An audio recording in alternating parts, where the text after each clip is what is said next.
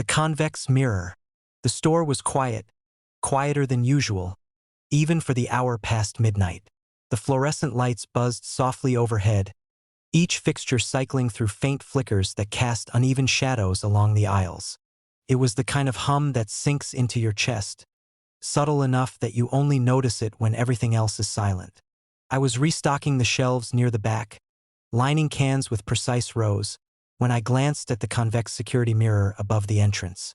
It was there to catch shoplifters, or so I'd been told, a small silver dome that reflected the entire store. But tonight, the reflection felt different.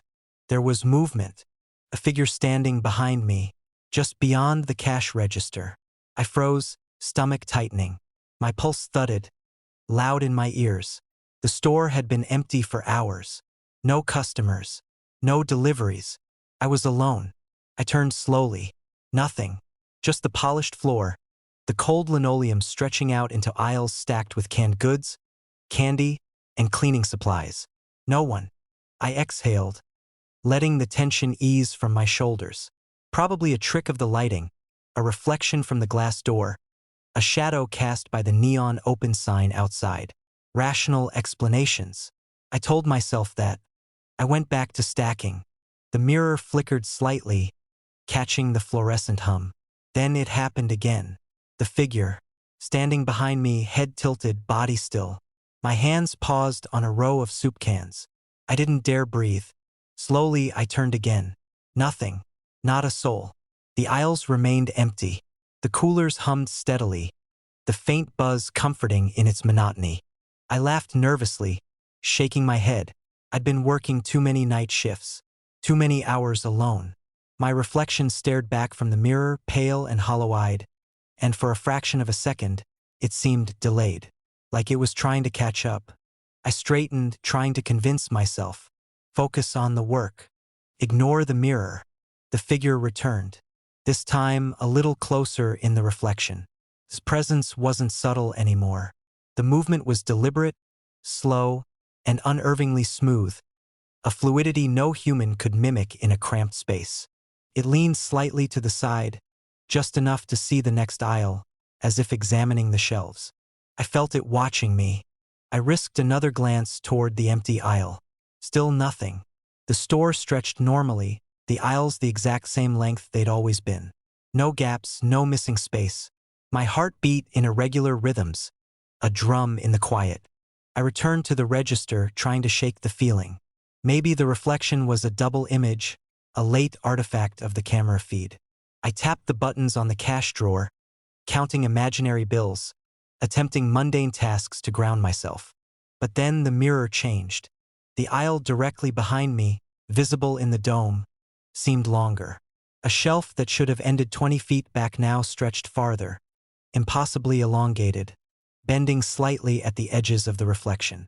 The figure shifted along it, moving perfectly with the angle, following me in a way the store's layout could not allow. I froze.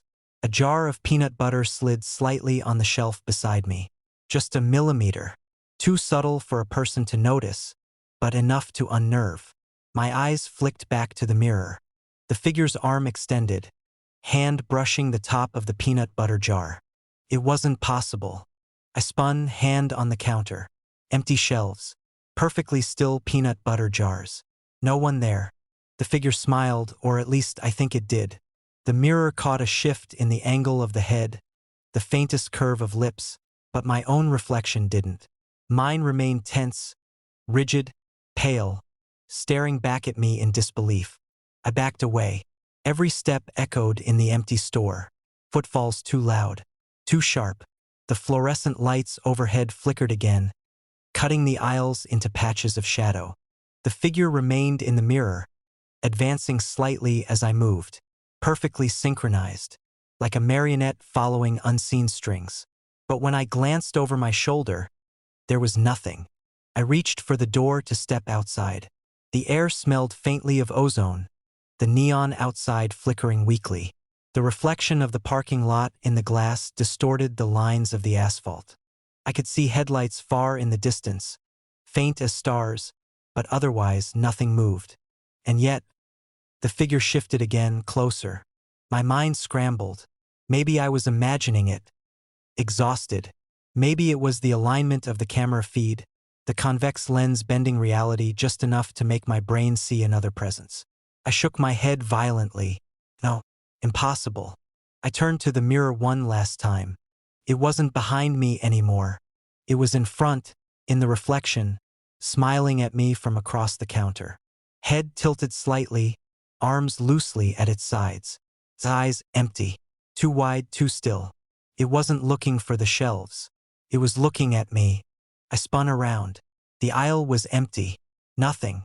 Just the hum of the refrigerators, the soft echo of distant traffic outside, the weak buzz of fluorescent light overhead. I stumbled backward, clutching the counter. The mirror caught my panic, but also a difference. My reflection lagged, splitting slightly from my real movements. The figure's reflection merged with mine for a fraction of a second, then split again, maintaining that impossible distance, unbound by physics or the aisle's boundaries. A bottle of soda slid off a nearby cooler, hitting the floor with a muted thump. I flinched. My eyes darted back to the dome. The figure had lifted its hand, pointing at me. Or was it mirroring my own? The fluorescent lights flickered faster now.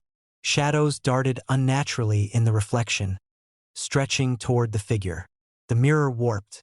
Aisles that had ended now stretched into endless corridors, bending inward impossible perspectives. My breath caught. Every instinct screamed to run, but the store felt suddenly too small to escape, too tight, too deliberate. The figure remained calm, patient, unhurried, watching, waiting. I tried to convince myself to leave, step past the counter, push open the door. But when I looked down, my shadow in the reflection was already stretching, elongating across the floor as if another weight pressed beside it. I realized it wasn't behind me. It was me, or at least something wearing me like a reflection. A shadow, separate, aware, unbound. The lights flickered once more. The figure's reflection merged entirely with mine. For a heartbeat, I saw myself standing there, and another version, slightly taller, slightly wrong, smiling at me. Then the lights steadied. The store appeared normal, empty, safe. But when I turned away, the mirror showed me, standing alone, and holding hands with someone who hadn't been there before.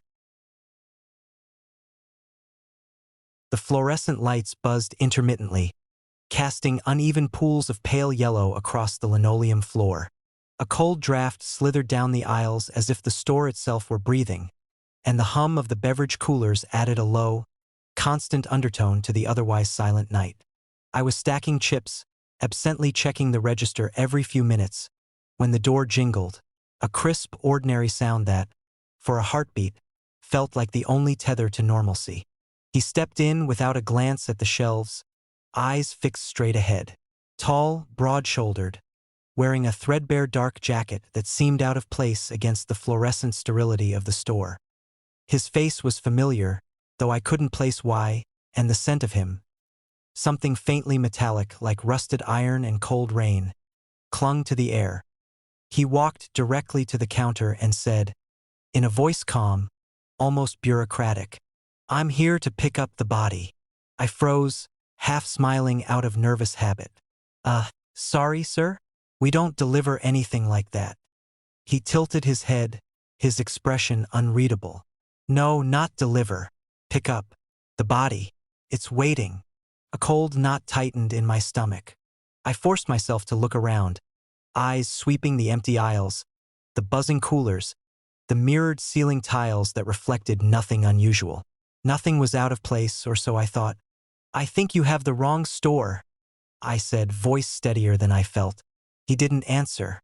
Instead, he stepped closer, hands folded in front of him, and that same calm, practiced certainty radiated from him.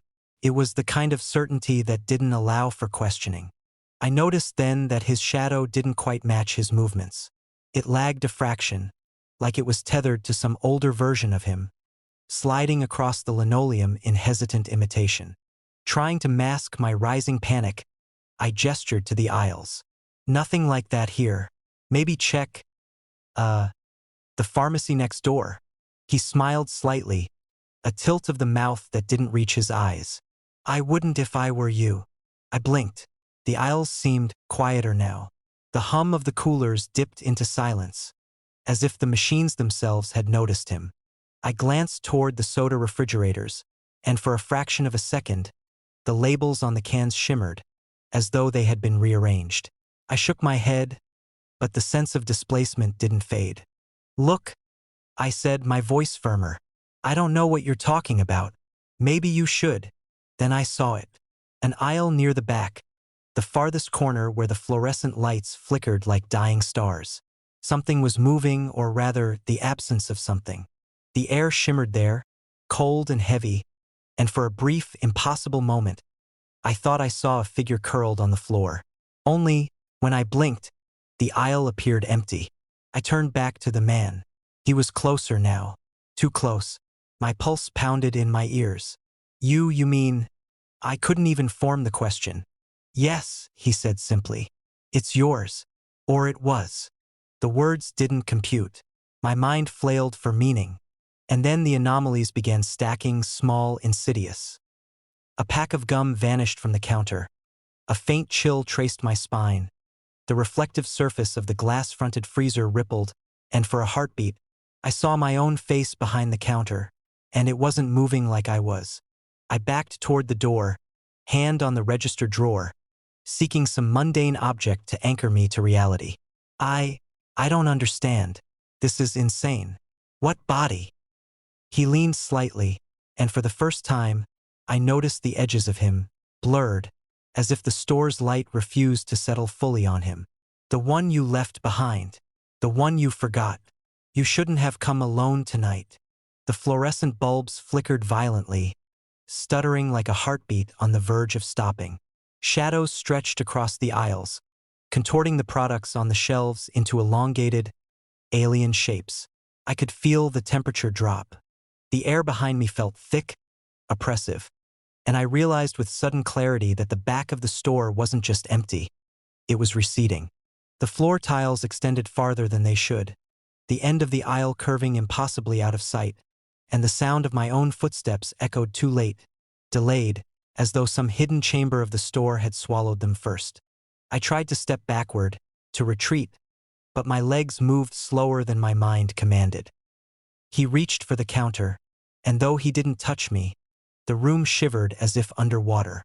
My reflection in the mirrored ceiling appeared for a moment, but my head was turned, looking nowhere near the mirror. "You came alone," he said again. Calm, factual. No urgency, no threat. Yet I felt the weight of inevitability in those words.